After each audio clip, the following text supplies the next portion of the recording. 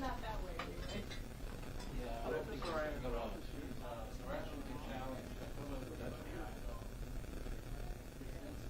Where are they looking? Wait a second. I'm actually not very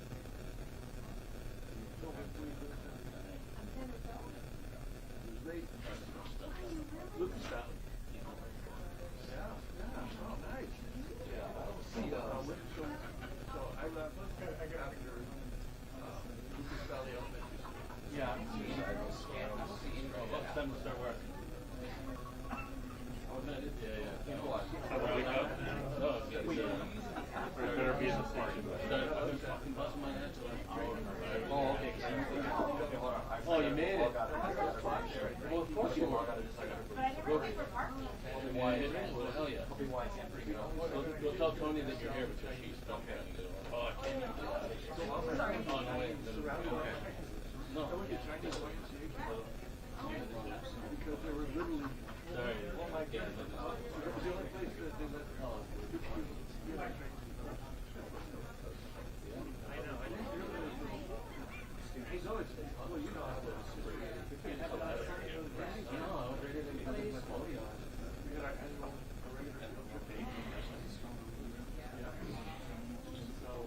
yeah, that's why they put it in 9:30, not 9:45. I was there at 9:45.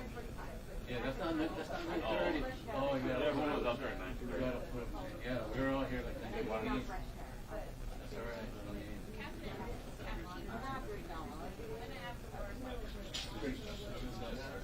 And the Lord people. It was really spooky back then. No, it hasn't started It was yet. like out there.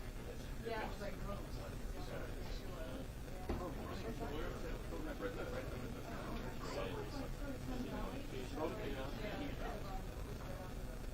used to jog from East Valley to the apartments to the library. When we were at District 0 company. Get down to number 7. Anyway, Well, is that interpreter guy here in the building? Because I didn't see anyone. No, you know what? Did you change locations? No. No. Okay, so I don't know what happens. For some reason, he's in the wrong building. I know Yes. you can't wait. Yeah. But you know, we don't get those press releases. Oh, That's I the see. problem. Okay, well, I apologize That's for okay. that. Yeah. I felt like I might have been a little short with you. Yeah, it's okay. You have a lot going on. That's okay. But I'm sorry because Yeah, no. I feel bad. I thought he was on the third floor here, and he's at a different building. So we can't do that. Yeah, well, sorry about that.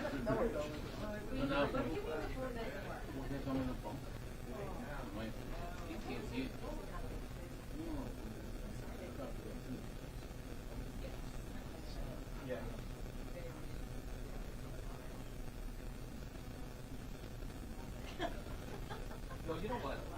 You know what? It was dark, and they already rolled it out. I think they rolled it. Well, they said they gave it to the signal, and I think they take me into a little bit. Like that one. But anyway, yeah, we'll figure this out later. Okay. Bye.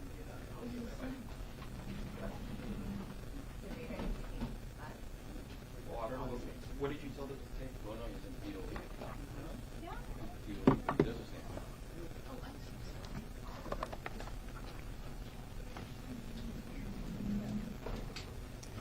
Good morning, everyone. Are we ready to go? I'd like to thank everyone who's here in person as well as online for joining us today for the release of the Phase 2 Lahaina Fire Incident Analysis Report. To start off, Attorney General Ann Lopez will provide an overview and summary of the purpose of this independent analysis conducted by the Fire Safety Research Institute. We will then welcome up Dr. Steve Kerber, Vice President and Executive Director of the Fire Safety Research Institute, and Derek Alconis, FSRI's Research Program Manager. They will explain the data and findings of the Phase 2 analysis. After that, we'll welcome up Kira Kaahane. She is a Deputy Attorney General assigned as the lead attorney coordinating this investigation and analysis. Following Kira's remarks, we will go into a reporter Q&A. In order to allow each media outlet a chance to ask questions, we will take one question from each agency in the first round. After everyone has had a chance to ask something, if there's enough time, we may open it up to additional questions. You can let me know that you have a question by flagging me, and we will have a microphone that we will use for you so that everyone online can hear what you have to say.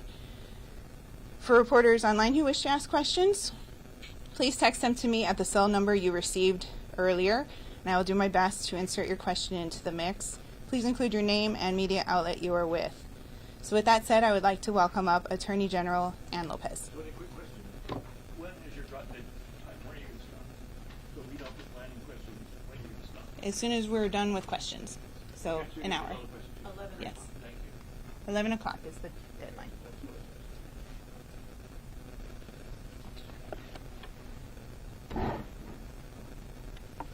Good morning, and thank you for attending our news conference in person and online. I know that Friday isn't the optimal day to release a report, but at the end of the day, I decided it was more important that we get the report out to the public now instead of waiting for a more convenient date. As I did with the Phase 1 report, I want to ask all media to be cognizant of the fact that this report describes in detail with images the events of the deadliest fire in Hawaii and North American history in the last 100 years. The 17,000 or over 17,000 resilient and strong individuals who survived that day are going to be reading and seeing what you're writing. I urge you to be thoughtful about the impact of your stories on those who are still struggling with these events. Briefly, let me recap why or how we got here today. On August 10th, 2023, the governor and I met, and we were asking the same question that everybody was asking. How could something like this happen? He and I concluded that good governance demanded that we do an investigation into the facts to answer that question and more. At that time, he directed me to complete an investigation into the facts surrounding the wildfire, the facts as to how they unfolded with the wildfire, and what Hawaii needs to do to be prepared to move forward in the future. I engaged FSRI to complete an objective, independent review of the facts of the wildfire, to complete a science, evidence-based analysis of the reactions and the actions of state and county agencies, and to provide evidence-based best practices that county and state government can employ going forward to ensure a safe and resilient Hawaii. To be clear, this report is not to cast blame. It's not to point fingers.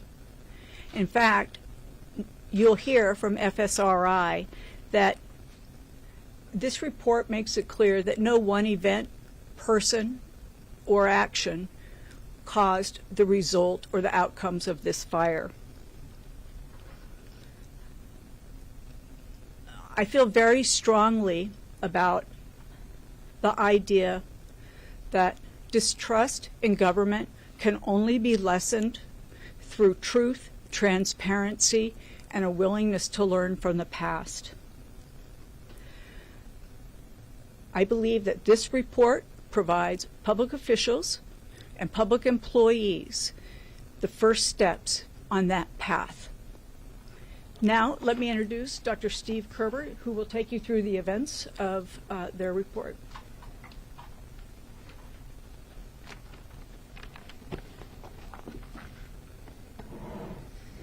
Thank you very much, Attorney General Lopez. The Fire Safety Research Institute is humbled to be leading this important analysis of the Lahaina fire and to be to the point where we can share the Phase 2 analysis and report with the people of Hawaii and beyond. Before I get into details, I would like to share a little bit more about our organization. UL Research Institutes is a nonprofit safety science research organization that's been working for a safer world for over 130 years. The Fire Safety Research Institute is one of 5 research institutes, and we're dedicated to addressing the world's unresolved fire safety risks and emerging dangers. We conduct research in the areas of firefighter health and safety, battery fire safety, fire dynamics and materials, computational fire modeling, and wildland-urban interface fires. As we conduct our research, we're commonly pulled into investigations and analyses because we believe it's so important to be able to learn from important incidents like this so we can work to prevent future tragedy. Attorney General Lopez made the objective of our analysis very, very clear. We were to conduct a comprehensive, independent analysis addressing the policies and performance of state and county employees in preparing for and responding to the Maui wildfires. Since the release of the comprehensive timeline in April, our team has been systematically analyzing the relevant background information, the weather, the fuel, the infrastructure conditions, the communication, the incident management, fire suppression, and evacuation efforts, along with the details of the built environment. As you can see here, it was about speed and transparency, like the Attorney General said. We wanted to be able to share the results as quickly as possible, so we scoped this analysis in 3 separate phases. The focus of Phase 1, the Lahaina Fire Comprehensive Report and Timeline, was to identify the facts, and that was released in April. The Phase 2 report, the Lahaina Fire Incident Analysis Report, is the scientific analysis with recommendations that can be implemented quickly and is the reason we're here today. Phase 3 will focus on the systemic recommendations for the future. Collectively, we're trying to answer that question, how do we keep this from happening again? And as a reminder, this analysis does not include an investigation of the origin and cause of the fire. The Bureau of Alcohol, Tobacco, Firearms, and Explosives, or ATF, is conducting that investigation in cooperation with Maui County. As we went about our work, we leveraged the National Cohesive Wildland Fire Management Strategy to provide a reference point for our analysis. The cohesive strategy is a widely accepted integrated fire management approach that facilitates a comprehensive understanding of this incident's multifaceted causes and impacts. This graphic represents 3 tenets and their overarching goals: resilient landscapes, fire-adapted communities, and safe, effective, risk-based emergency response.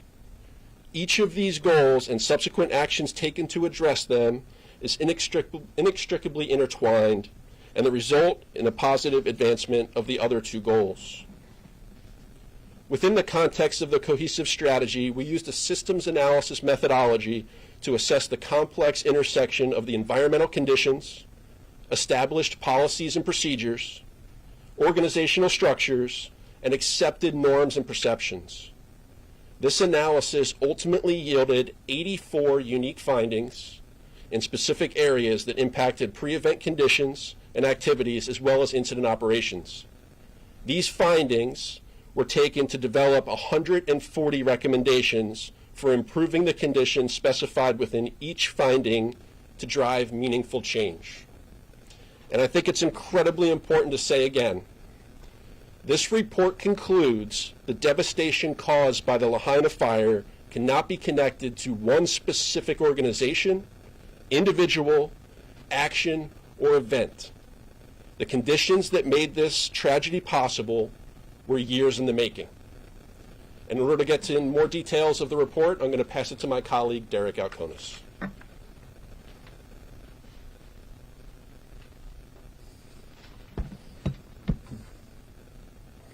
Good afternoon. I want to first talk about the data collection effort and how we treated the data that was provided to us and the importance of that data and really understanding what we had and being able to analyze it point by point. We treated it with reverence. We understand that firefighters, police officers, emergency management personnel offered their recollections of what happened, their experiences, emotional sharing of information. And we took this information, analyzed it against existing policies, standards, norms, in order to identify findings and recommendations what we could use to move forward. But the events of August 8th underscore the importance of addressing the well-documented fire risks that exist in the state of Hawaii. The wildfire prevention, preparedness, and operational measures in place that day faced significant, if not sometimes unprecedented, challenges as the threat escalated. This situation highlights opportunities to bolster resources and refine implementation strategies to better align with response capabilities and the risks that exist here in the state of Hawaii and also in the county of Maui. In the report, you'll find it leads off with information related to the perception of wildland risk or wildfire risk in the state and analyzing what has been done to mitigate it. As indicated by the images on the slide on the left, wildfire risk was well documented in the state and in the county of Maui during the past 12 plus years. However, there were misconceptions about these risks. This may have been born from the lack of standardized and consistent wildfire data collection and report submissions to federal organizations, which may have contributed to a lack of federal funding and state underinvestment in wildfire prevention and mitigation policies, public education, and organizational structure. The perception of wildfire risk may have also contributed to a lack of understanding of severe weather inhibiting evacuation and preventing residents from taking action to get out of the way of the fire. Complicating evacuations was the lack of cell service and the inability to receive critically important public information that would lead to understanding what was going on and where to go for safety. Infrastructure also played a role in this fire. And it consists of community planning and what existed in the past, in the plantation era in the early 20th century, in a community that was transitioning or progressing to a more populated area where you had single-family homes becoming multi-generational homes, where you had very small structures expanding into very large structures to accommodate the multi-generational families that existed in the area at the time of the fire. Community planning struggled to keep up. Codes and standards existed, but in the report you'll find how they played an important role, as well as the transportation arteries that cut through Lahaina and provided ways of egress at times, but due to the failure of infrastructure, and as we know from the first report, 29 utility poles fell, and the electrical lines overhead and communication lines, many of those fell to the ground, blocking important egress routes and forcing folks to use the plantation era roads that cut through the vegetation surrounding the Lahaina area. Now, I included vegetation management within this infrastructure slide, but it really isn't. But I wanted to identify the importance of this, where vegetation management does play a large role. It is what first ignited and got the fire moving. And this is an important topic to move forward. Creating policies, processes, and organizational structure to address vegetation management is extremely important in this state.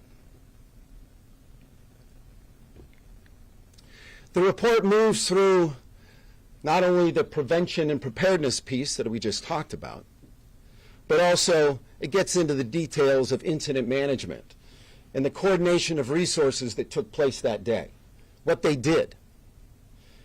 And that starts with the preparedness of extreme events and how both the public was prepared or not, how emergency responders were prepared or not. And this is an important element to being prepared for the next one. As we learned from many areas in the mainland, through experience with these type of events, things need to change. And preparedness is where it starts. The unified command structure and the importance of operating at the incident scene, in this case of Lahaina, and having both the fire department and the police department co-located at an incident command post, alongside with Hawaiian Electric, with the water company, with the road department, to ensure the roads are maintained and stay open, and those lock gates stay open. Animal control, to take care of the animals in the area. All of those things are critically important at a unified incident command post. And the report really emphasizes the importance of that. There's a section on communications, which we've divided into 3 different areas. The operations communications, which entail what's going on at the command post and how those leaders are communicating with the personnel performing the task of evacuating folks, rescuing folks, suppressing the fire, handling traffic control, handling utilities, all of those things. Critically important that those operational communications are ongoing. That was challenged during this event because of the infrastructure challenges with the cell signals and the compromised communication paths. Even though the radios were working fine, but oftentimes even emergency responders use texting to go back and forth, and that was challenged on that day. The communications that happened at the EOC and the importance of informing the EOC of these different events. Of course, there was 4 fires that day. It wasn't only the Lahaina fire. We understand that. And that's emphasized in how that played and impacted this particular event in Lahaina. But the EOC was challenged with managing the information coming in from the field to process what was needed. And the details of that are included in this report, as well as the information that was going out to the public and how the public was either informed or not, which is a critical component moving forward of how do you create resilient forms of communication besides using a cell signal. There needs to be something more, especially in an event like this. We have a whole section devoted to evacuations and what was done in that time frame, and the importance of understanding of how to get in and out of an area like that, which you have roughly 13,000 people at the time, and many of which were challenged with getting out of the area because of blocked roadways. And there's stories in there about the police officers opening gates, breaking the locking mechanisms to get access to the dirt road, and then driving on dirt roads, getting behind houses, going through another gate and another gate to finally get people to safety. Those details are included in this report, and how you move from that. And then, of course, the fire suppression efforts. What happened between the AM and the PM fire in Lahaina? That's detailed in this report. And the complexities of that, and the history of perhaps how the firefighters perceived the particular conditions that day, and how their previous experiences may have impacted the way they went about their business that day. It also is a story about every single firefighter was driven out of their position and overrun by fire, meaning they were incapable of standing their ground and suppressing the fire. They had to retreat, every single one of them. And the loss of equipment, that's detailed as well. The final section of the report reviews the built environment and the structure damage and fire spread analysis, and it gets into the facts about, well, what did the area consist of building construction-wise at the time of the fire, and the building and fire codes that existed, and what did structural density role play in the progression of the fire and the speed at which it overtook some of the communities, and the adjacent vegetation that was growing at times right into folks' garage, and in the role that that played. The vehicles in the roadways, the narrow roads, which normally would provide some form of fire break. And in this case, when you have the narrow roads that are lined with thousands of cars, this was not a fire break. It was another way for the fire to advance itself by lighting a vehicle on fire and another one and a structure. One structure led to 10, led to 100, led to 1,000. Ultimately, we had over 2,000 structures that were lost. The details of that are included in this report, and we will learn why some structures survived and some did not, and what are those resilient factors that contributed to some structures being saved. And it's a story also about fire suppression and defensive actions of both the firefighters and the citizens. The residents played a role in times, and as we reviewed the data, we found that there were experiences where the firefighters and the residents made a significant difference, and it's the reason why some of the structures were saved. Those stories are told. Finally, all of this, as promised by Attorney General Lopez, is going to be provided to the public, meaning not only the report, but also the data that we've received through Maui County, through the state, and through organizations within the federal government. This information includes body camera footage from the police, 911 dispatch audio files, vehicle location data for both the police and the fire department, and our damage assessment assets, our videos and images. We were on site at the end of August. We stayed until into November, walking most every property, 360 views, overhead views, to make sure that we documented how the fire progressed through the community so we can understand how the built environment performed against such challenging conditions. The interviews with state and county officials, means the firefighters, the police officers, and all of those folks in MEMA, HIEMA, those interviews and the audio files are included in that. And I will say, there's a certain level of reverence that we should all have for that testimony that they're offering everybody. Normally that doesn't happen. The most significant incident in their lives. Many of them have been criticized in the news media. But nonetheless, they told their story honestly. And I think we need to respect that. We need to honor that.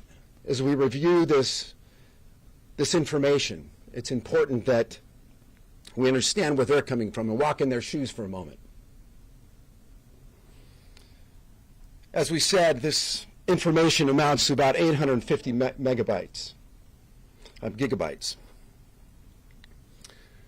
Finally, the 518-page report is a story of extreme weather in unmanaged vegetation, coupled with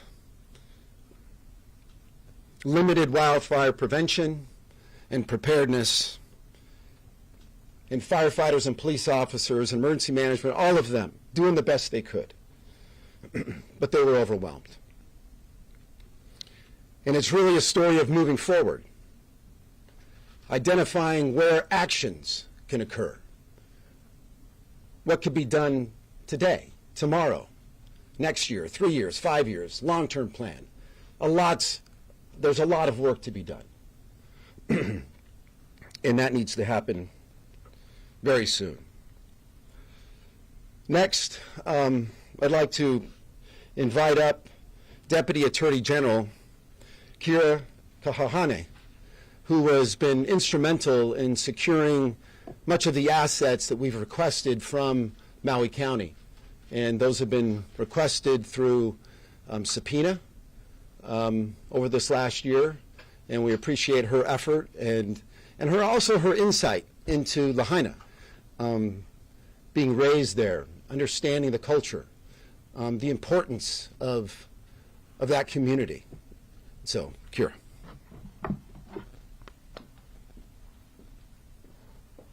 Thank you, Mr. Alconis. E ho'ala hou iana, a oiaku e kanani. It shall rise anew, with yet more magnificence. That line is from a kaniko, a chant of lamentation, that was originally written more than 160 years ago, after a fire destroyed what was then known as the Lahainaluna Seminary. The seminary was rebuilt, and it now stands proudly as Lahainaluna High School, a testament to Lahaina's enduring strength and perseverance. I grew up in Lahaina, and like many in that community, I lost family on August 8th. What I experienced that day, and in the months afterward, is a tiny fraction of what thousands of people went through and are still going through. I want to take a moment to recognize all of those who were affected by the fire, those who lost friends, family, and homes.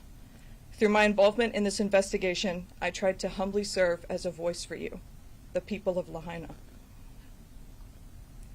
As described in this report, no single factor or set of factors was directly responsible for the devastation of the August 8th fire. Rather, the conditions that existed on August 8th were the result of a confluence of factors and had been building for decades. The same conditions are present in other communities across Hawaii. As we move forward, people from many areas of expertise across our communities and our government must work together to change how we collectively approach fire prevention.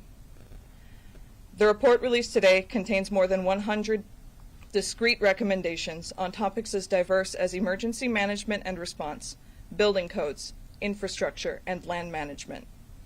These recommendations are primarily directed towards our state, county, and federal governments, but everyone can act on something in this report.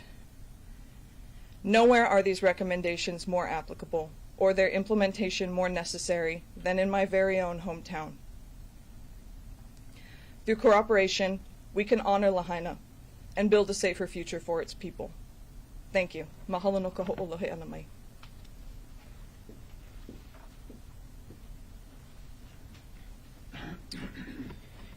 Thank you, Deputy Kahahane. You've been a superb lawyer throughout this whole process.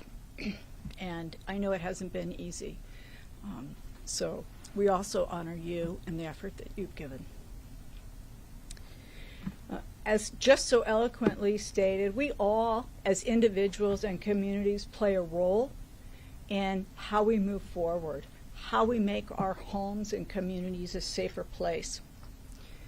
This Phase 2 report provides the science, evidence-based information and steps government needs to learn from its mistakes, to move forward to ensure a safer Hawaii. From the commencement of this investigation, the governor and I have been committed to transparency. What we've done today is at 10 o'clock, as Mr. Alconis stated, 850 gigabytes of data are now available on the website of the Department of the Attorney General. It includes the documents, audio, visual that we receive from federal, state, and county agencies, as well as the interviews with the public employees at both the state and county level, as well as elected officials. It includes FSRI's own data compilations. With respect to my commitment to transparency, I have only redacted the personal identifying information of residents or individuals present. I have only redacted images of the deceased. With that, we're ready to take your questions. Wait for the microphone. Yeah. And Daryl, you can be first. Who else? Thomas.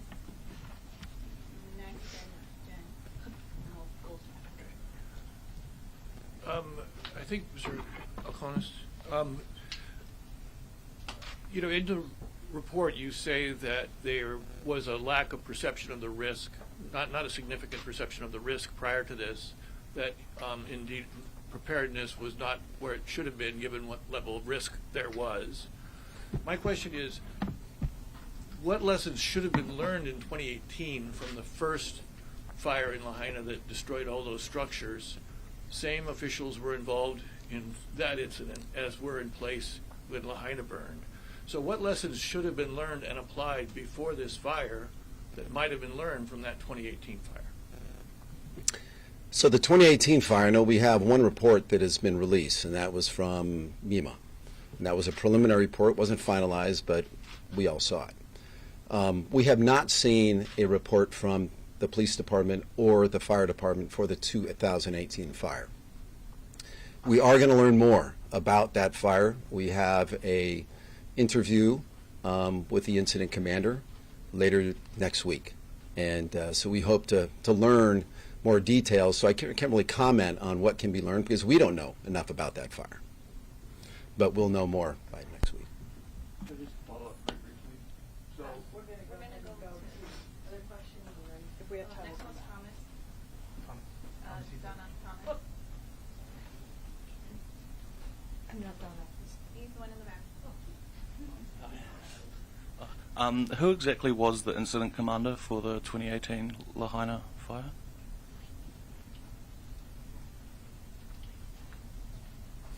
It's Amos Lonokailua Hewitt. Okay, and the next one was Just stay. Jennifer. Thanks. Oh, sorry. A question for Kira and maybe the Attorney General. Like you said, a lot of what is described about the infrastructure and, how Lahaina, housed a lot of multi-generational families, the narrow roads with cars parked there because there's so many people living in one property. That describes a lot of Hawaii. And, what could you say about how these recommendations apply to the rest of the state and in changing maybe sort of that apathy in terms of red flag warnings and wildfire risks? And also for Kira, where you went grad. I'm a graduate of the Kamehameha School's Maui campus. Go Warriors. Would you like to Do you answer? have any comments about the Sure. As you've very correctly identified, these conditions exist across the state of Hawaii. And in addition to an approach from the government, we also need the involvement of every single member of the community to really buy into fire preparedness and prevention, to take red flag warnings and other aspects of fire preparedness seriously.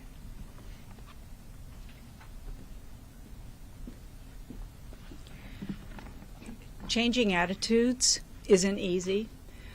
One of the things I learned in this report is that unlike other places on the mainland, a red flag day is almost like a normal day in Hawaii. And we can't necessarily tell the difference from one day to the other. So part of what we need to do, and it's included in the findings and the recommendations, is all of our communities need to learn that information. We need to understand what a red flag warning means. I didn't until a year ago.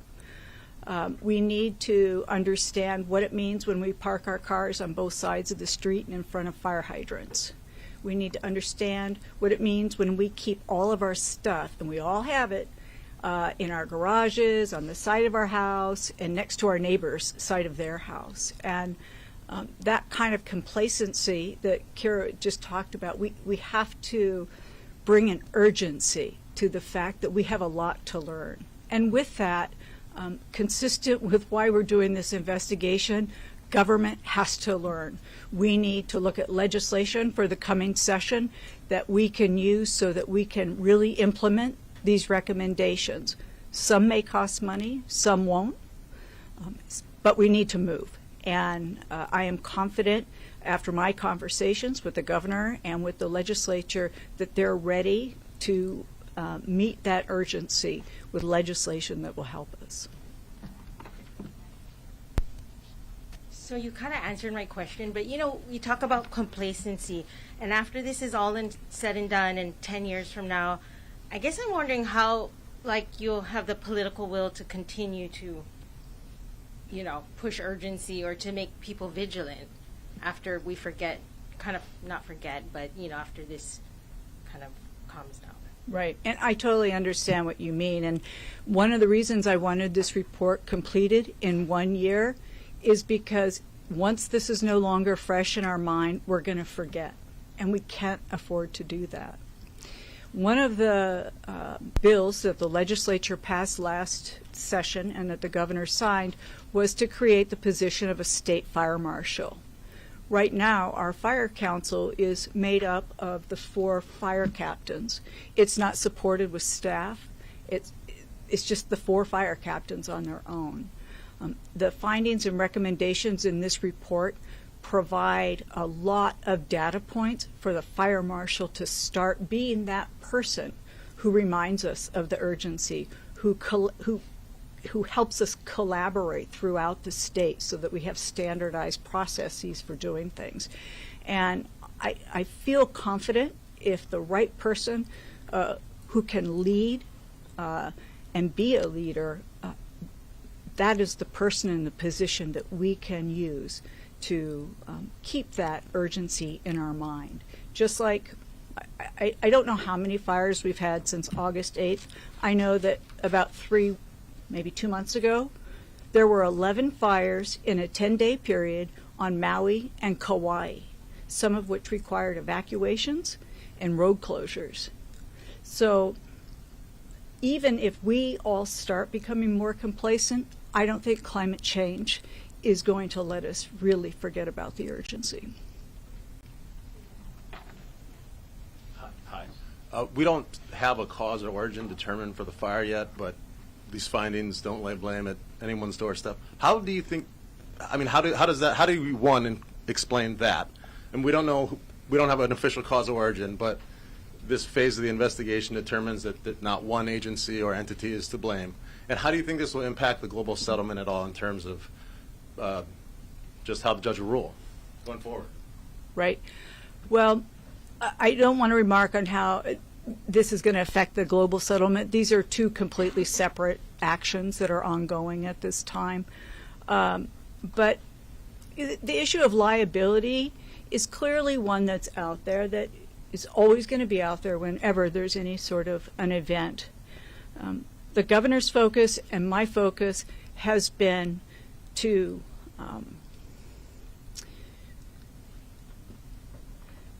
decide that good governance is more important than liability or worrying about liability. Good governance means we have to act, and we have no excuse to not act with the findings and the recommendations that are in this report and those that will come in phase 3.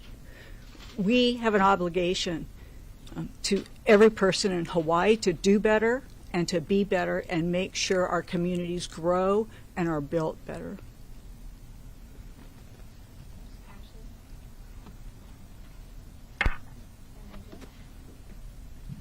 Hi, this is probably for Attorney General. Do you have any information about that ATF report? You know, when it will be released? What is the relationship with this report to you? Are you working with the ATF on that report? And do you know if it'll be released publicly when it is released? I can't answer most of those questions. I know that I understand that the ATF report is either complete or very close to completion. It is not part of this report, although, and I think Mr. Alconis can talk about it a little bit more, I believe that they've had conversations with the ATF team who was doing the investigation. Could we ask just Mr. Alconis, how does that work if we don't have an official determination of the cause or origin of the fire? How then does the FSRI investigation address, you know, if no one is to blame for anything, but we don't know where the fire started or how it started? How do those two realities exist at the same time? Well, I mean, there are things that we understand about the cause and origin. I mean, we've seen a lot of news pieces on it, right? We know that the electrical infrastructure was involved. We saw that. And we know that grass was involved. And then the fire got moving into the built environment.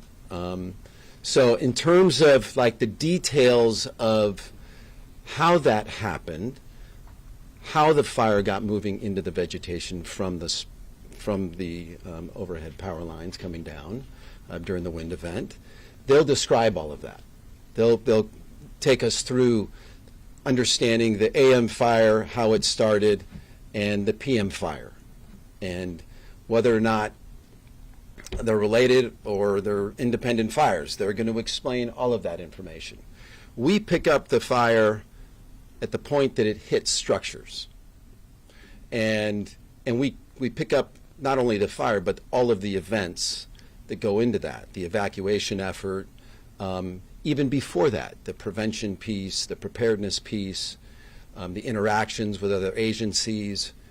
So our report is a comprehensive report in the way of looking at prevention and preparedness, the actions of the fire department, the police department, the emergency managers, and the emergency and other emergency responders, like the ambulance even included.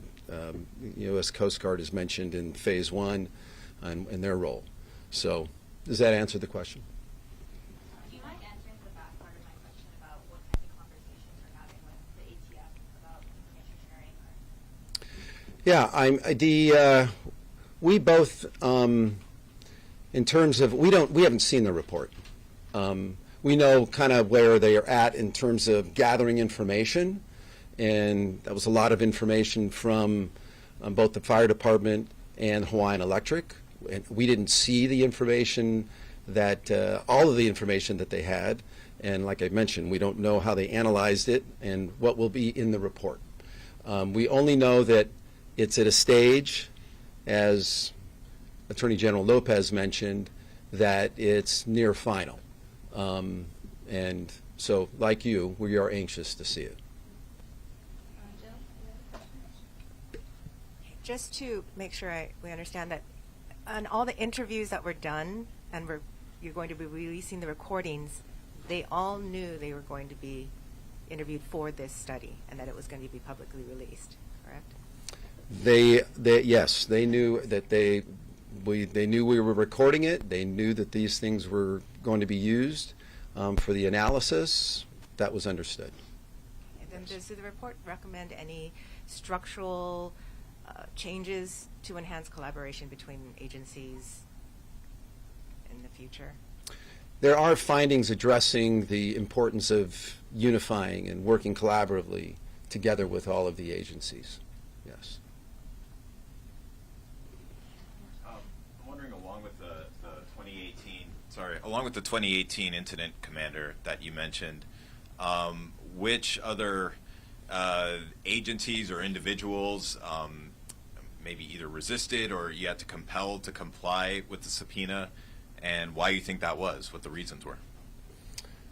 We only subpoenaed the incident commander on this one, and we felt like we can start there If we feel like we need more information, then we'll go that direction. But in many of these types of investigations, you kind of start with the main person, find out who the other involved individuals or organizations are, and then you go from there. And will that subsequent conversation be made public along with all these other materials, with the incident commander? Because the 2018 fire is included in this report, you'll see a section where you'll know the questions we're going to be asking the incident commander next week. And you'll see the preliminary information that we do have in regards to the incident, but nonetheless, it's not complete. It's not comprehensive, so it's difficult to answer your question. So we'll eventually get the responses from that incident. It'll be included in Phase 3. Carol, we can go to the second round of questions. I think everyone got there, so go ahead. I'm familiar in California where they actually have people who are the wildfire inspectors who go around and say, you cut down that tree, you cut down that tree. It's happening to my sister and brother-in-law right now. So do you think we need something that aggressive, or do you think the public should just take from all this, look around your house and do something about it? So I'm going to answer that in two ways. We talked about limited wildfire prevention and preparedness activities going on around the state. Now, the organization that's really at the forefront of all of that is the Hawaii Wildfire Management Organization. And you'll see them mentioned several times within the report. In fact, they're the authors of many of the community wildfire protection plans, which there's over 20 of those. There's over 20 Firewise communities that use that wildfire protection plan document to guide their actions to ensure that those communities are safer from wildfire. So that's what's going on right now, which is great. Now, in California, obviously, it got to a point where they felt that they needed to regulate that more, enforce in some areas that are the very high fire hazard severity zone areas. And yeah, you have inspectors going out and performing those inspections to ensure people are maintaining defensible space around their properties. Now, it took California many years to get to that point, to enforceable law, right, and to staff it appropriately to get to that point. We're in a scale situation here, and I'm not going to answer what's going to happen. But as you drive around the community, I mean, you should be the judge.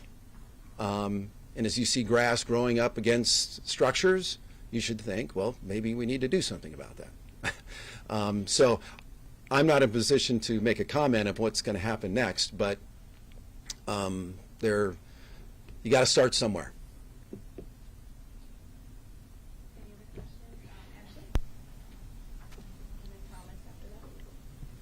The report has many recommendations for policymakers about different things that they can do with vegetation management, communication. Are there particular top-line items that, the state legislature or counties must address, like top priority from this report? Do you want me to?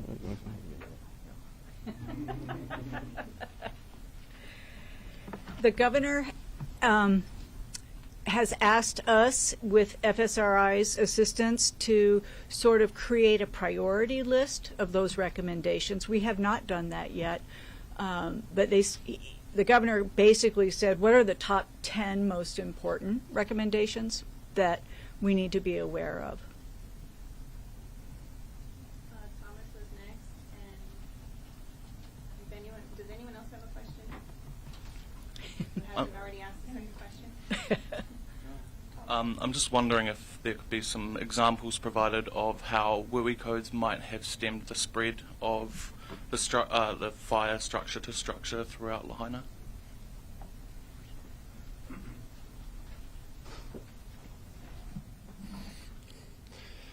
So defensible space is mentioned in the WUI code, right? I mean, or ordinances passed around many parts of the mainland.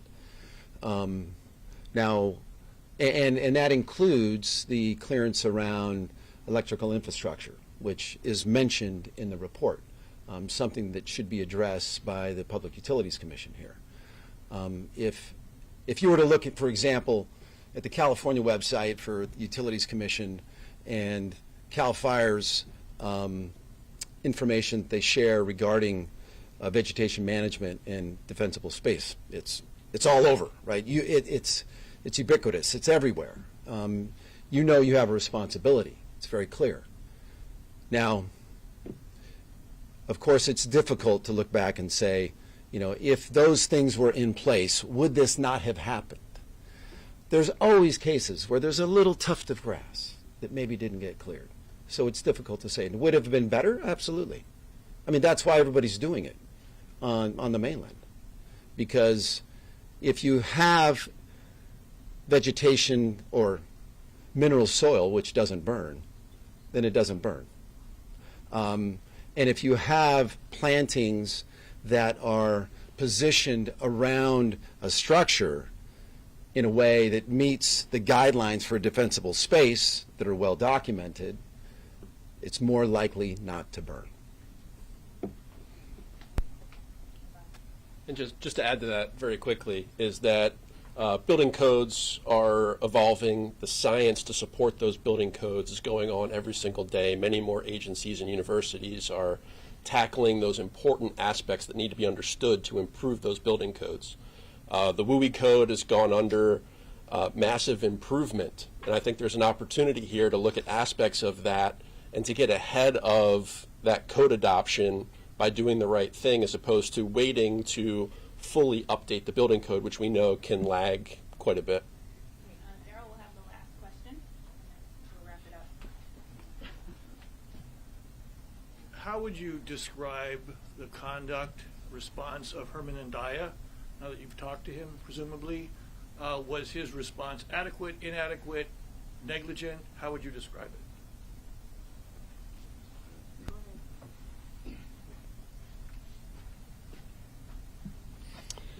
I think I mentioned during the Phase 1 report that we asked the question, he answered them.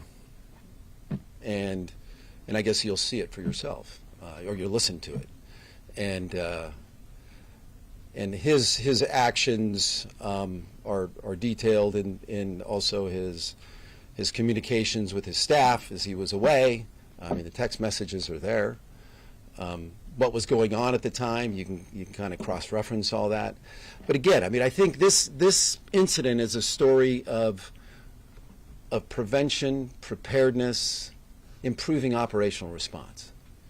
And it starts with that, as we see it, as you look through all of the data and get an understanding of the perception of wildfire risk in the state, I think you two you'll come to the conclusion that more needs to be done in that prevention and preparedness space first. And the operational preparedness with firefighters and police officers and unifying and working together. And what goes on in the EOC is important, of course. I mean, they're going to provide resources for the operations, which is critically important, of course. But for this particular, what we can learn from this incident are the things that I just mentioned. One last question. Sorry, I'll make it quick. So I just wanted somebody to just give us the current risk for something like this happening today as we speak, because you talked about across the state we have major fire risk, but can somebody describe that?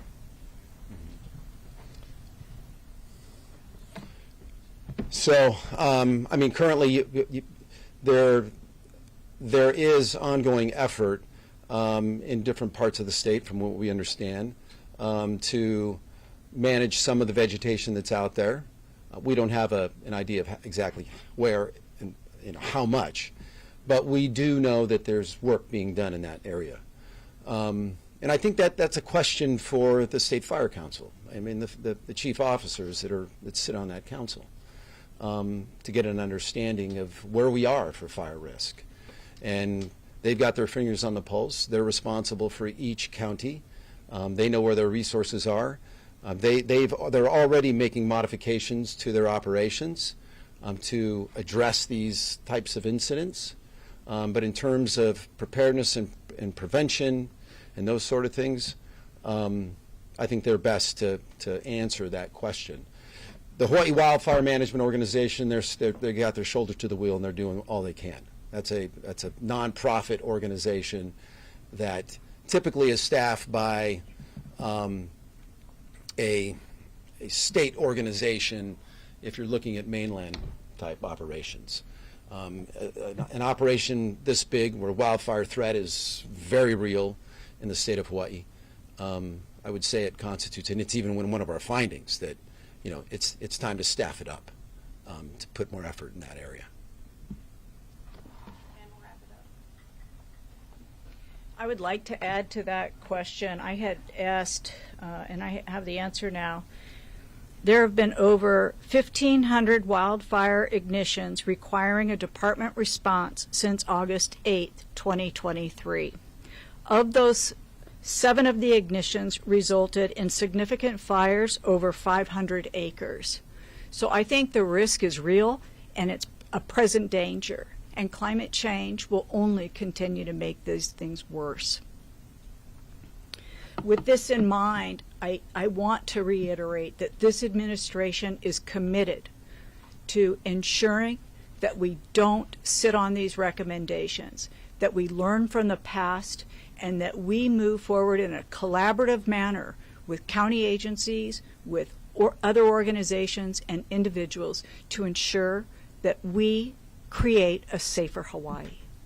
Thank you very much for being here today.